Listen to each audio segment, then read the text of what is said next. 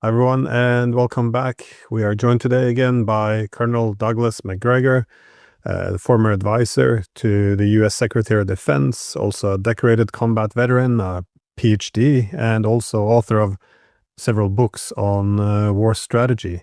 So, yes, always great to have you back. Sure. Good to be with you, Glenn.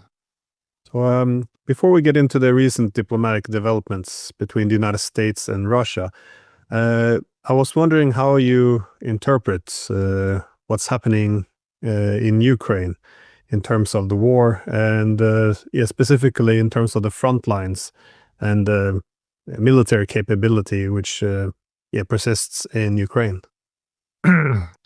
Strategically, I can't add too much to what Viktor Orban has said. And he's been very straightforward and said Ukraine has lost the war. And that's true. The Ukrainian war against Russia, which is a proxy war on the part of Washington against Russia, is lost. And if we look at current events, it's deplorable. The Russians are now advancing in a number of areas. Obviously, there are still some battles of encirclement going on where you have pockets of modest resistance left. But the bottom line is they're advancing because there isn't much Ukrainian resistance because most of the Ukrainian troops are dead. And the ones that are showing up, we know, with a few exceptions, involve a lot of old men and boys. So Ukraine is on its last legs, which is, I think, why Zelensky is running all over Europe right now, trying desperately to find somebody to provide money and equipment that will somehow or another convey the illusion that there is still a Ukrainian state that has teeth. I don't think there is. So what I see now happening is the Russians are going to move forward to the west. I don't see any reason why they would stop at this point. I think they'll move towards Zaporozhye because you've got the bridges there over the Dnieper, which create the opportunity for the Russians, if they decide to do it, to cross. They could head south to Odessa. They could head north to Kiev, in either case. Further north, you have some other penetrations, but let's face it, when they encounter the Ukrainians, their resistance is weak, and the fortifications, in many cases, are no longer manned because there just aren't any Ukrainian troops to man them. So I think from a purely military standpoint, this war is over. There's no question about that at all. The Russians are now deciding to what extent their goals are being met. And I think they're having a meeting with us in Alaska as a courtesy to Donald Trump more than anything else, not because there's any necessity on their part or need for it.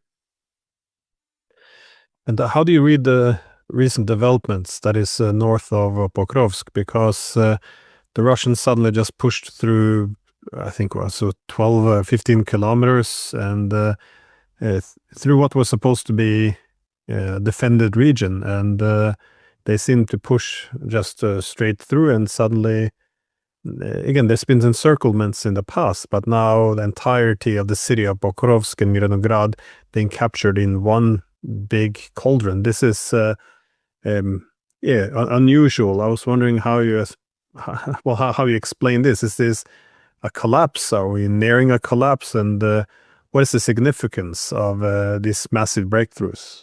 Well, I think we're in the middle of the collapse right now. The Ukrainian military establishment is incapable of doing a great deal any longer. They don't have any major reserves that they can throw into the breach. And I think now, especially with their Azov units, they're husbanding those, even though those are largely Ministry of Interior units. They're holding them back, I think, to protect themselves, that is the regime, and hopefully keep it in power in Kiev. What you described is interesting because these were to be the so-called fortress cities that would be defended bitterly against the Russians. It's very reminiscent, frankly, of 1944, June and July, when Hitler declared certain states, or not states, but cities, Mogilev and others, as fortress places that would be defended to the bitter end. And it was simply impossible to do so. And a lot of people simply disobeyed his orders because they'd been defending every inch of ground for the previous year and a half to 2 years. It was a waste of time. I think that same sort of mentality has set in with the Ukrainians. And right now, many Ukrainian troops are just hopefully getting out of the way because they can't stop it. And you ask yourself, if you're a Ukrainian soldier at this point, the war is obviously lost. We have nothing to throw into the battle. So why should I sacrifice my life? What difference will it make to the outcome? I think that's the mentality that's taking hold in Ukraine. And even the most pro-Ukrainian channels are admitting to the disaster if you listen to them carefully. So I think I think this is sinking in. The question again is, President Putin and his colleagues in this inner circle that is running things, they have specific goals and objectives. How many of those have been reached and how many not? It's hard for me to judge sitting where I am. I think the plan or desire or goal to annihilate the Ukrainian military establishment is largely achieved. But then you have these problems. You have the Germans, of course, who stand up and say, well, we'll provide Taurus missiles. Well, this is outrageous nonsense. That's like, you've got a wounded, exhausted soldier. He's the last man on the field. And you hand him this flamethrower and say, go at it, do the best you can. It's not going to make any difference to the outcome of the war, but it makes the people in Kiev, happy because it creates the illusion there's something left. And it also makes the globalists and neocons who are running Europe happy because they think they're still harming Russia. It's all nonsense.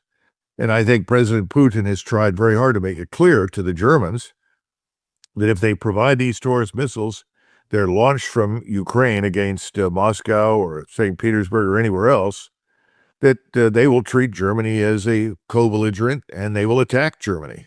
How, when, and where, and what, that's another matter. I hope the Germans are listening because I think the Russians are quite serious.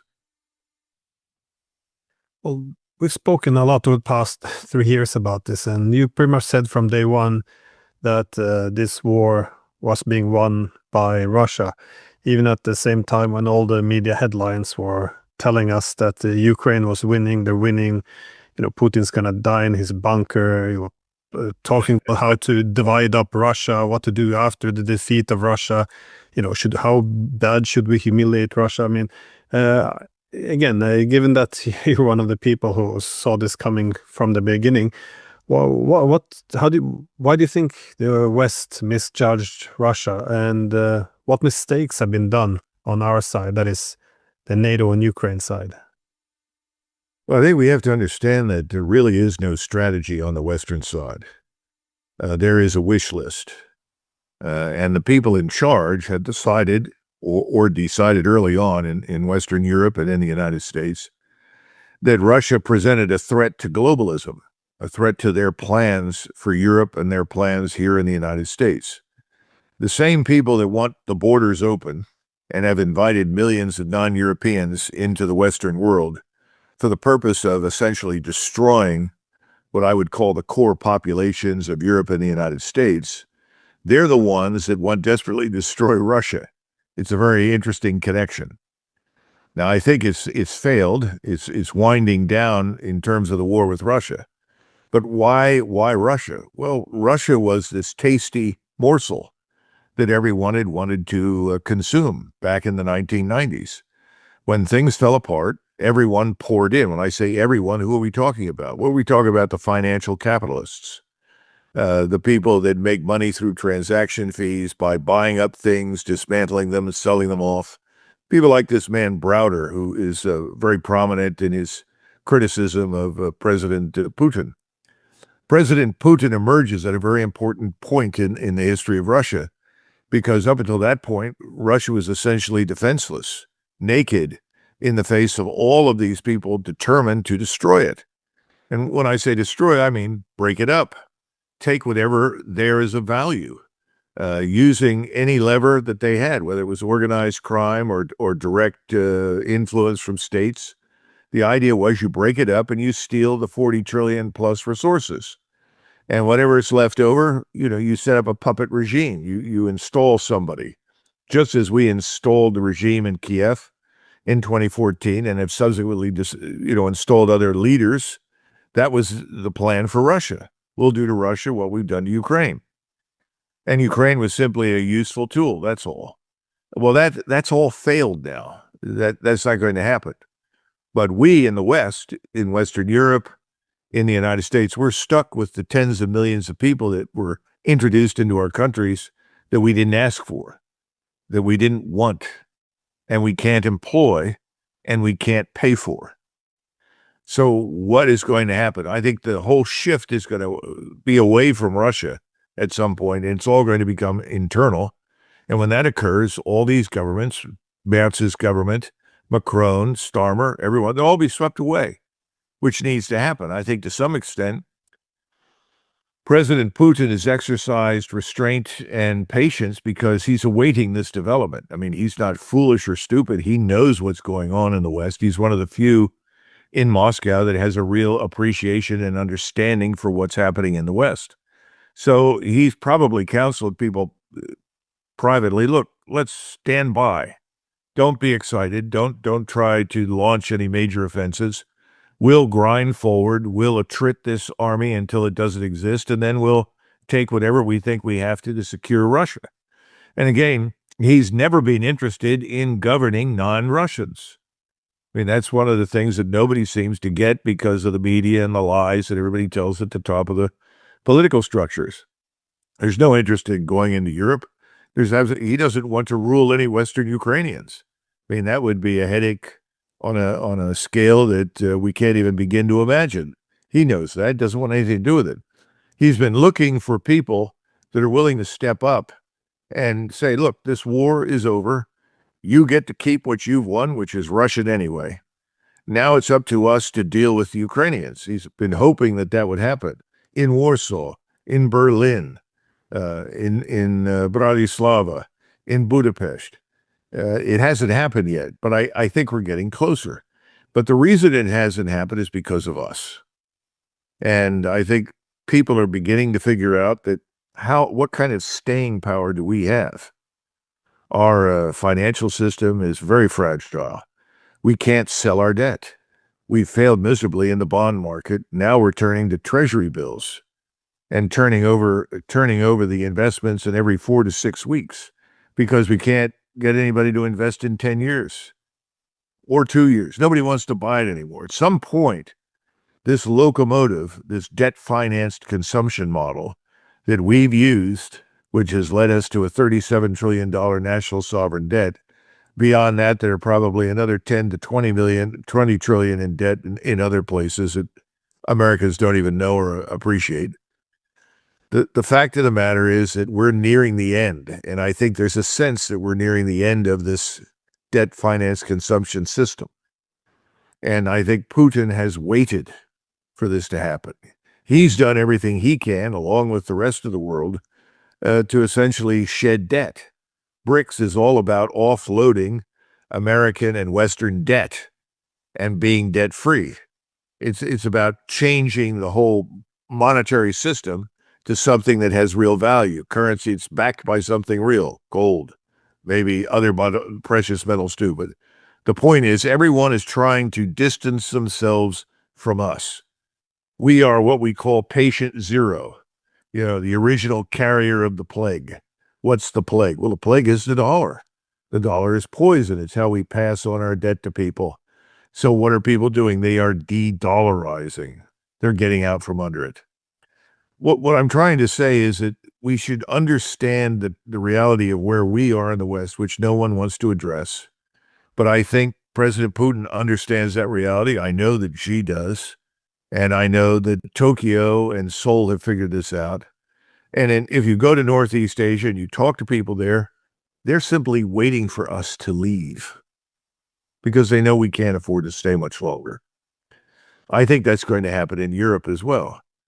But in the meantime, what do we get from Washington? Well, we get this political theater. We want to maintain the fiction that we are still today what we were 30 years ago, that nothing has really changed.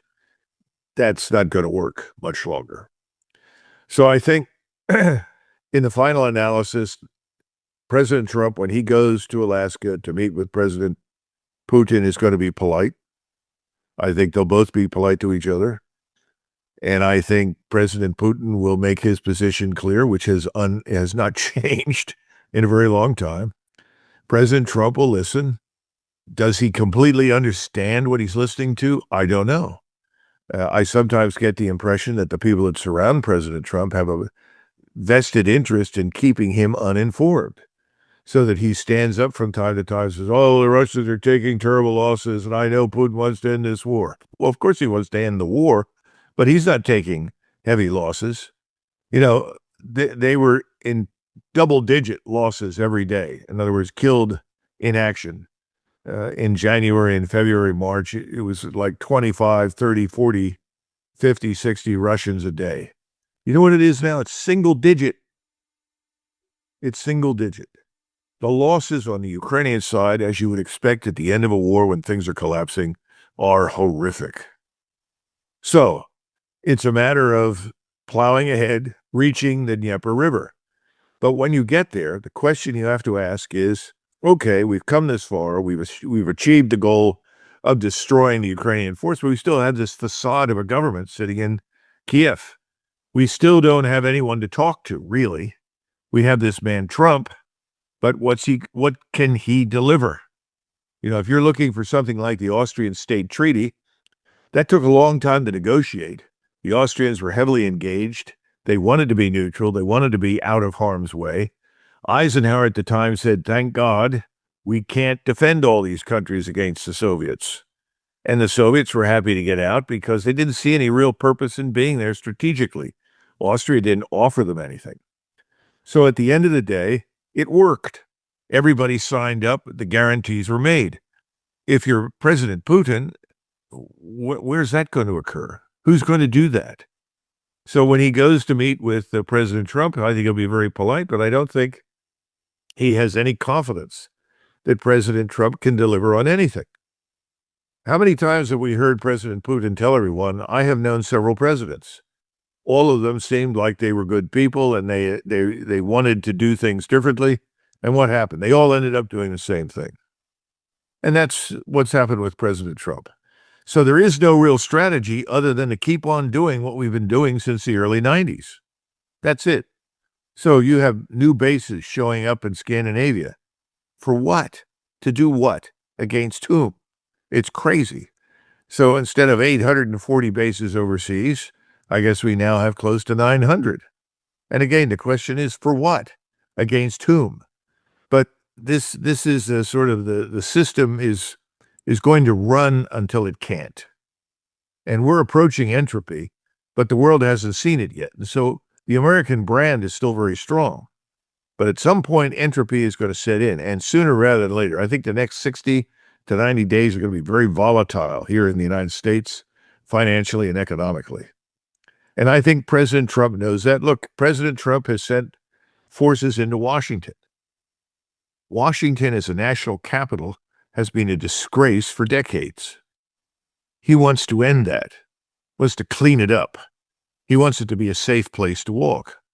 Every time I travel into or out of Dulles Airport, I inevitably run into friends from Germany or other parts in Europe, and they all talk to me and say, my God, why aren't you doing something about your capital? And they're right. We need to. The British have a similar problem. So do the people in Berlin, and so do the French in Paris. We all do. He has now stepped forward, and he's going to do something about it. He's also talked about establishing a quick reaction force to deal with internal unrest inside the United States. So in that sense, I think President Trump knows the weakness behind the facade here at home, the lack of social cohesion, the breakdown of law and order. I think he knows, even though he says, oh, we've stopped everything from coming in illegally. In truth, that's not true. We've stopped the masses. But the human trafficking, the drug trafficking, that continues. It continues to the legal ports of entry because the cartels have bought off all the customs police and so forth. But he at least knows that we are in dire trouble here at home in the United States. So what is he going to do when he finishes this meeting? What's he going to come out and say?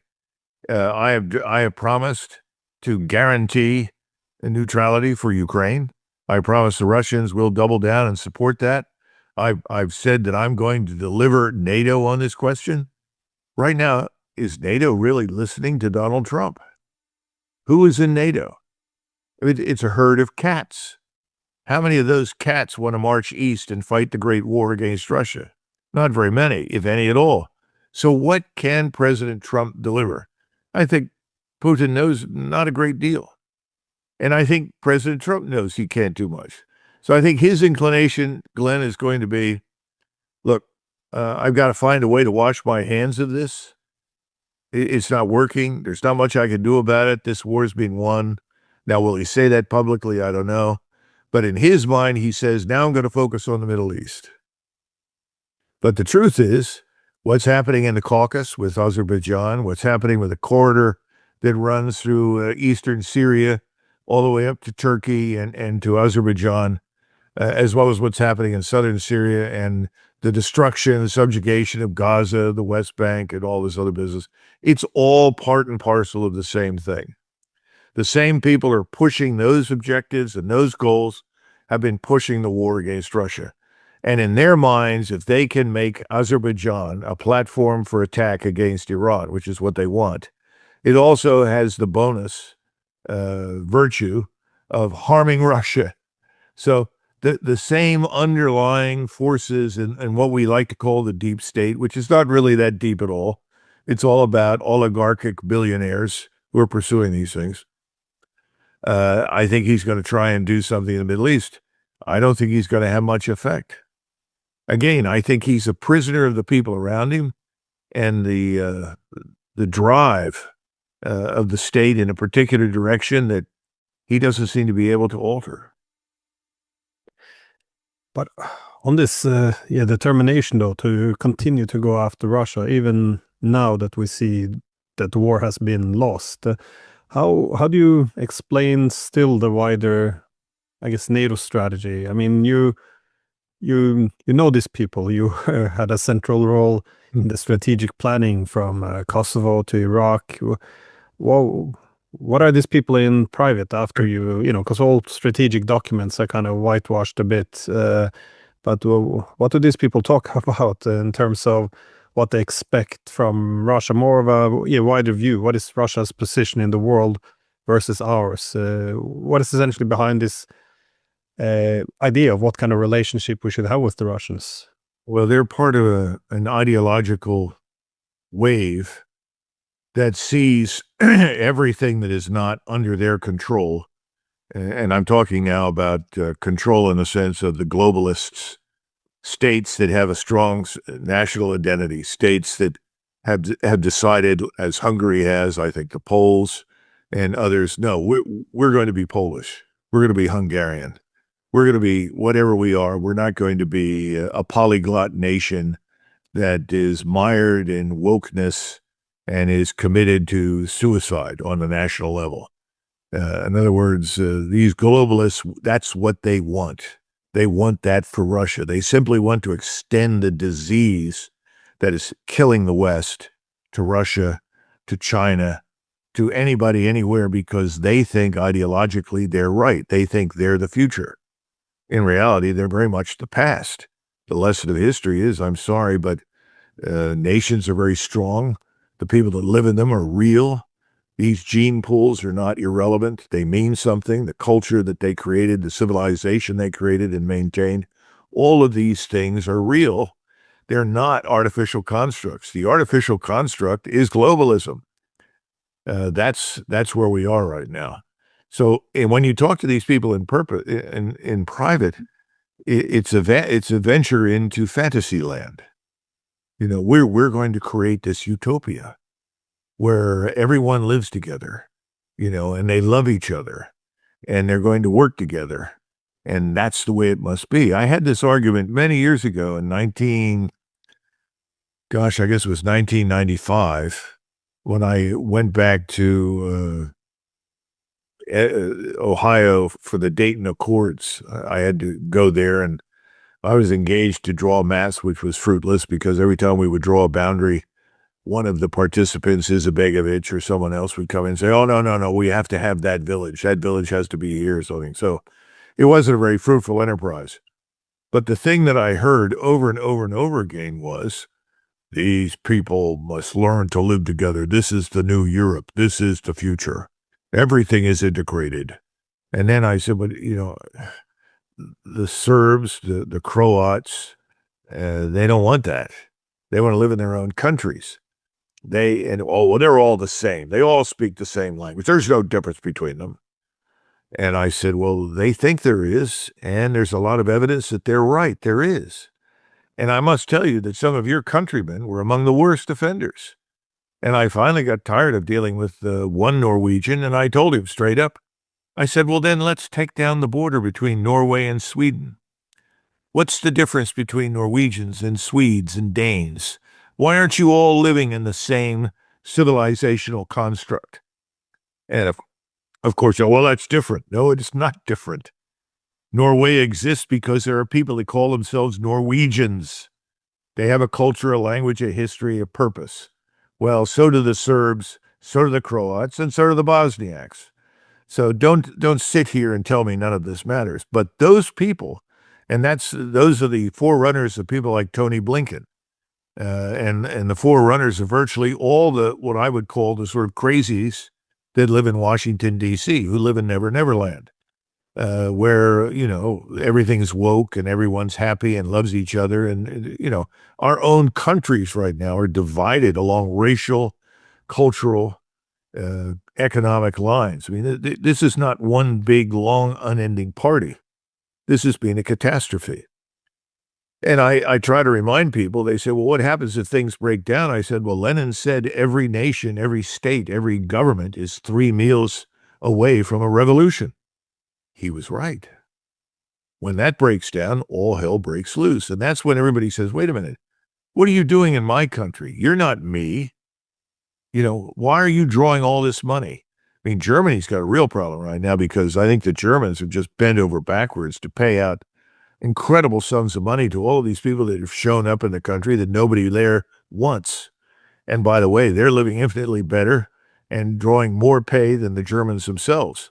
So these are huge problems that are coming. And to go back to Putin, I think Putin gets it.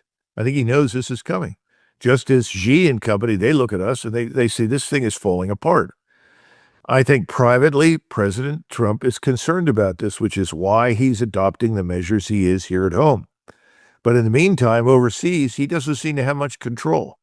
I think the CIA, the State Department, senior military leadership, there's a cabal in Washington that all have an interest in ensuring nothing changes and that we continue to go down this path.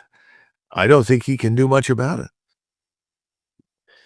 I feel like we watched this movie before. That is, in the 19th century, it was the same thing. You had the globalization kicking in with the railways, new industries, people crossing borders. Everyone started talking the same language of, post-national states. And then, once over time, it began to exhaust itself by reducing the internal cohesions. And once the globalization and the economy began to slow down, especially after 1873, suddenly this is when everything began to fall a bit apart, and the people realized that the energy had been exhausted and the consequences which hadn't been addressed was building up.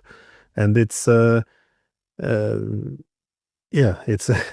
does sound awfully familiar. Well, I think, you could make the argument that we here in the United States, along with the West European states, have all become some version of Austria-Hungary.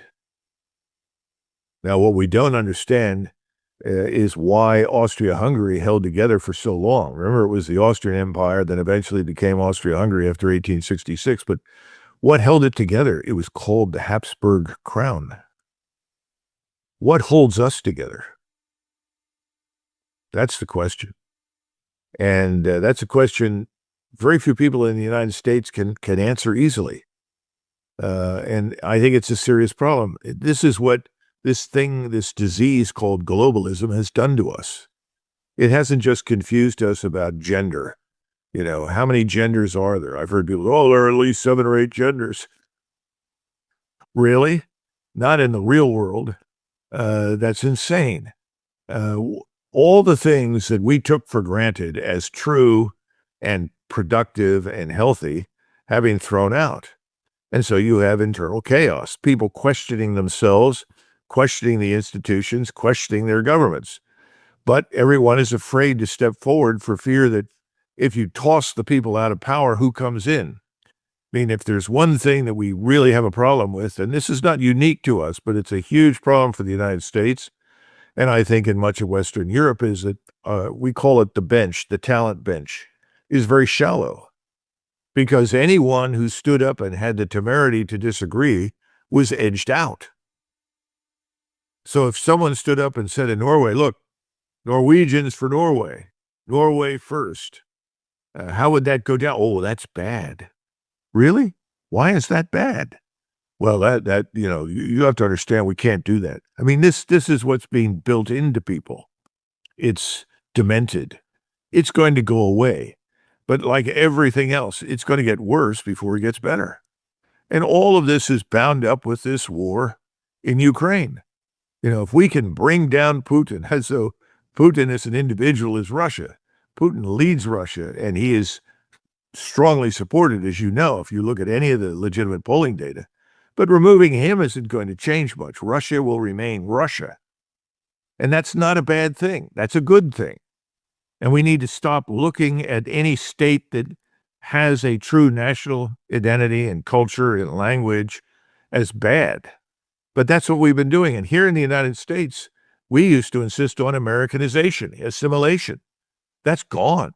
We now allow people from various places to come in, set up independent countries right on our soil. They want their own laws. They want to take over whole cities. I mean, this is insane. This is the path to disintegration. So at some point, the pendulum swings, and I think it's swinging. It went way off to the left. It's now swinging to the right. And of course, everybody on the left is screaming, see Nazi. It has nothing to do with being a Nazi. It has everything to do with the survival of Western civilization and the national identities of the persons and the peoples that created it. But, for the moment, we're going to persist on this very destructive path. And I really think that Donald Trump is someone who is conflicted because he knows what I've said is true, and he believes that.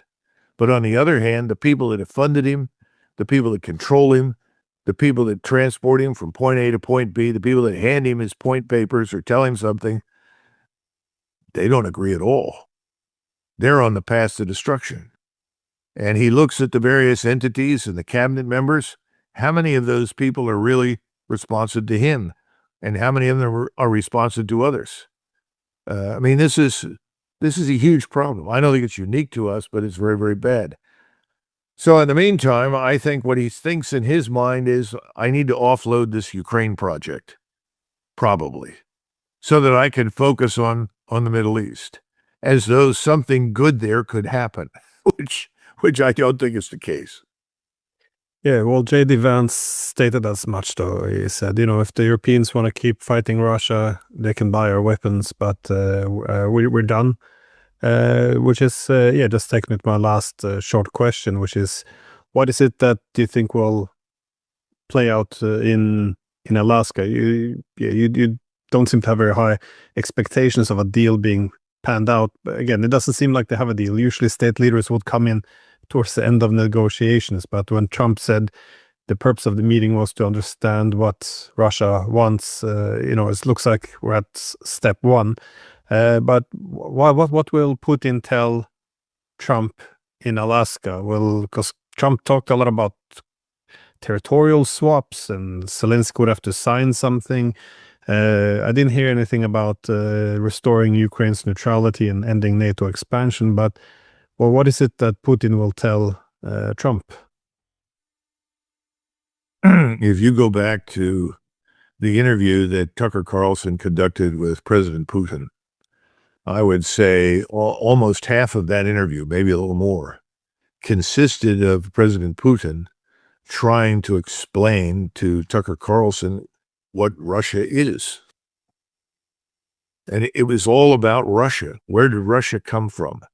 What was the ultimate origin of this state we call Russia? And who are the Russian people? And what are their interests? We have never understood our own interests. We didn't need to.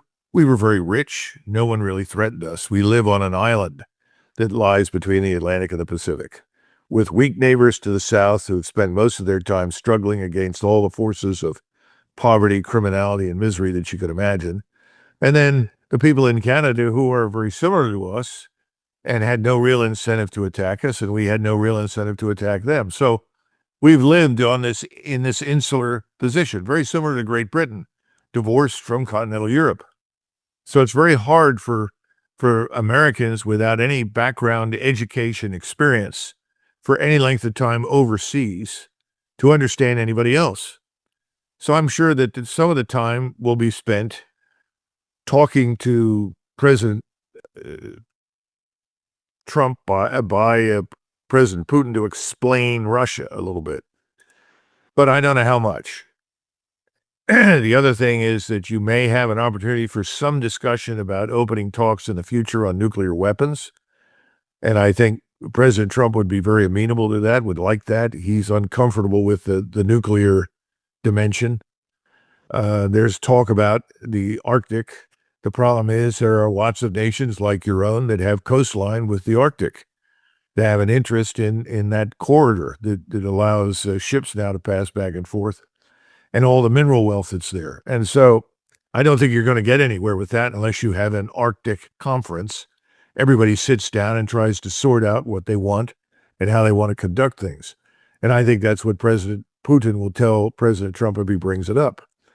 But I think you may come out with some sort of plan to go forward in the future and come to some sort of arrangement on nuclear weapons of various types and kinds. Specifically, by the way, back to the INF, which we very stupidly and foolishly kicked to the curb of the road. But other than that, I don't see much coming out of it. And I think President Putin has done this as a courtesy to President Trump and said, yes, we'll agree, we'll meet. But at the end of the day, other than shaking hands and smiling and agreeing to future talks, specifically on the nuclear side, I think President Trump will come out and say, look, we did the best we could. This thing has to exhaust itself. Remember, he gave this stupid analogy about kids in the schoolyard beating each other up, not understanding what the hell he was dealing with in Ukraine. But he's going to reach the conclusion this has to exhaust itself and I can't fix it. I wouldn't be surprised if he said, this is really a matter for resolution by the Europeans, which, by the way, it always was. We had no business involving ourselves in Ukraine under any circumstances. That's crazy. But we did for all the wrong reasons by all the usual suspects. So I think that's where this is probably going to go. I'll be surprised if anything else happens. Because President Trump, in his heart of hearts, is not bellicose. This is not someone who wants a war. But as I said before, the one man who was most opposed to war in 1914 was the Kaiser in Germany. But when he was offered the opportunity to stop it, he didn't do it. And that's sort of how I see President Trump.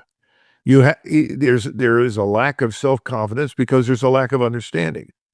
I mean, he was once asked, have you read the Constitution? He said, no. He said, well, you really need to read it? He said, no, I don't. I've got all these people on staff. If I have a question about it, they'll tell me what I need to know. That is not the way you run a government. And you cannot conduct foreign policy that way. And remember, he's sitting across from people who are professional diplomats and soldiers who have studied all the maps, have studied the history.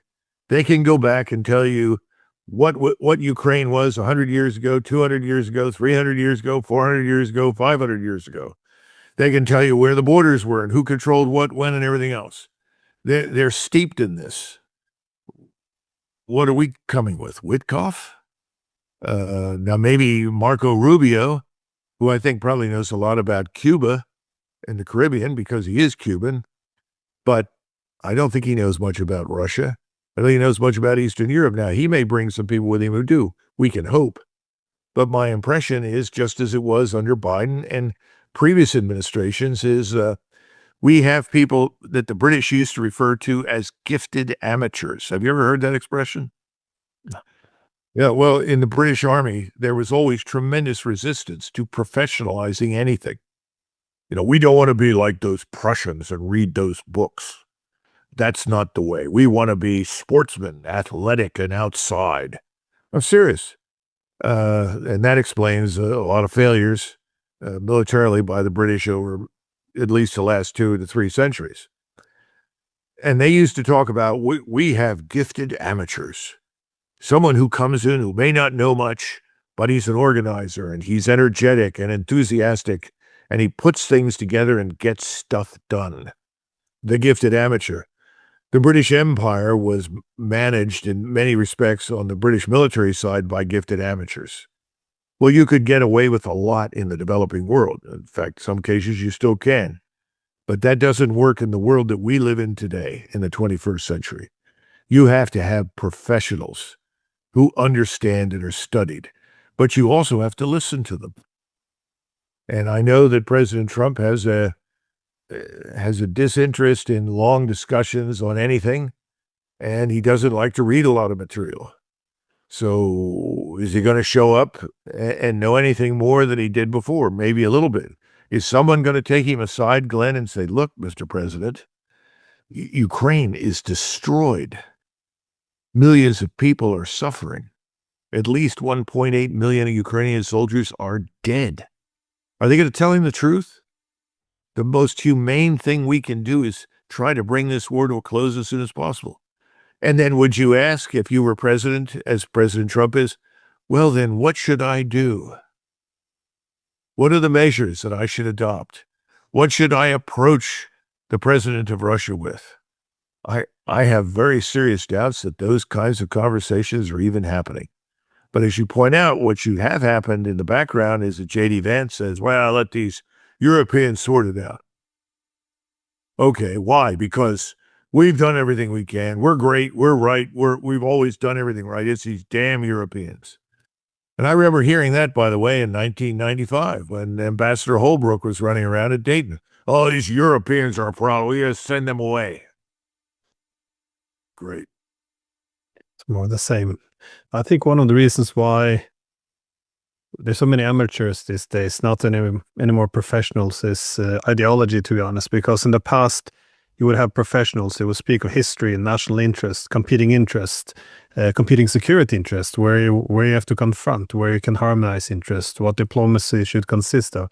These days, ideology just dumps everything down to the good guys versus the bad guys, in which you can't really make compromises. Even recognizing the security concerns of your opponents is somehow immoral because you might legitimize them. I mean, we dumbed it down, I think, with this. So anyways, thank you, as always, so much for your time. I know you're busy, so yeah, thanks again. Thank you, Glenn. That was a great formulation at the end. Thank you for saying that.